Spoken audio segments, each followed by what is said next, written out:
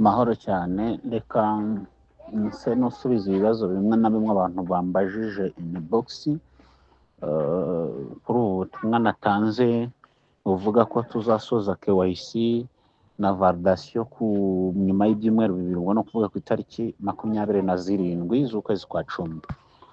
Abantu bagiye bambaza ngo none abantu bazamenya sidra nyuma y'iyo deadline bazahabwa validation bigenze biti. Abandi bakambaza ngo se ngo ntaho ntiyaba ari kwa kundi mwajyaga mutubwira mugiye gusubika, bikaba hashobora kuzabaho ubundi buryo bwo gusubukura.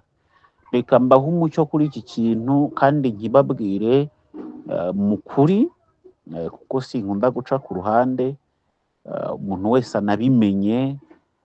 Iyi ni message twahawe na core team ya sidara ko tugomba kuba twashoje validation bitarenze itariki ya 27. Twebwe hano mu Rwanda niyo message baduhaye, ntago tuzi ahandi uko systeme yabo cyangwa se nimba nabo bagiye bahabwa izo message mu bindi bihugu bari gukora validation. Wari n'abagiye bambaza ngo se ngo Burundi bizagenda bite, ngo ubwo ntiduhombye ntibimeze bite. Twe ntabwo ibyo tubizi, twe twakira message ukwacu, nabo bafite uko ba planning ibintu byabo bitewe n'imibare uko baba bari kuyibona. Ubwo nyine muri systeme bagenda baduha message. So rero umuntu urabinegrija agatekereza ko ari bwa buryo twajyaga tugira bwo gusubika, ibi biratandukanye cyane cyane. Ntabwo uburyo tugiye gukoramo cyangwa se ibi byumweru bibiri tugiye gukoramo hazabaho ngo turasubitse ngo tuzongera dusubukure. Twe twahawe message ivuga ngo mukora ibishoboka byose murangize validation bitarenze itariki 27 z'ukwezi kwa cumi. Ibindi nta bindi barengejeho. Natwe twabahawe ubwo butumwa buvuga ngo umuntu uzi mugenzi we cyangwa se undi muntu wese waba utarakorerwa validation, umuduhera ubu butumwa umubwire ko deadline iwacu hano mu Rwanda ni 27 z'ukwezi kwa cumi. Ubwo ibindi nta bindi bisobanuro twahawe, natwe niyo message twabahaye. Kandi abantu be kubifata nk'ibintu bisanzwe, be kubifata nk'ibintu biri aho ngo ni kwa gusubika. Mu bitandukanye, iyi ni message. Mwihangane kuba ntari nagasobanuye neza, ariko abantu bagiye bansanga inbox baransobanuza. Nifuje kubitanga ahangaha ku rubuga ngo nabo basubirizwemo n'abandi babyumve ko iyi deadline ni deadline twahawe na core team.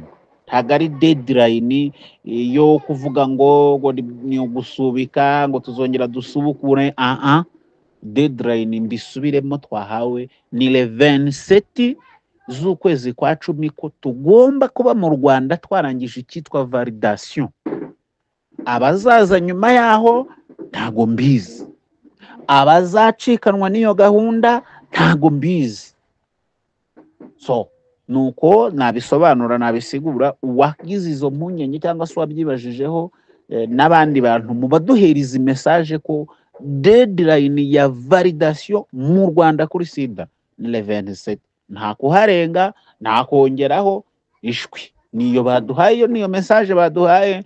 Ubwo nirangira tukabona systeme yacu bayikuyeho ko nta indi validation tugize, cyangwa se hakaba hari ibindi bintu ba planninga gukora cyane cyane mu kwezi kwa 11. Ubwo nyine no kugira ngo buri muntu wese konte yiwe iwe iri verifiye, atazacikanwa n'izo plani zindi bazaba bagiye gukora muri icyo gihe. Ibyo byose babikora kugira ngo bibe ineza cyangwa se bibe byiza ku muntu wese uzaba ufite konte iri verifiye. Rero wowe uryamanye konte itari verifiye, hakazagira ibikurikiraho icyo gihe, ugasanga nibwo uri gushaka kuvuga ngo ugiye gushaka validation, kandi twe baduhaye deadline bakavuga ngo ntimurenze izo tariki mutararangiza icyo gikorwa. Ntuzavuge ngo ntago twakubwiye, ntuzavuge ngo ntiwabimenye.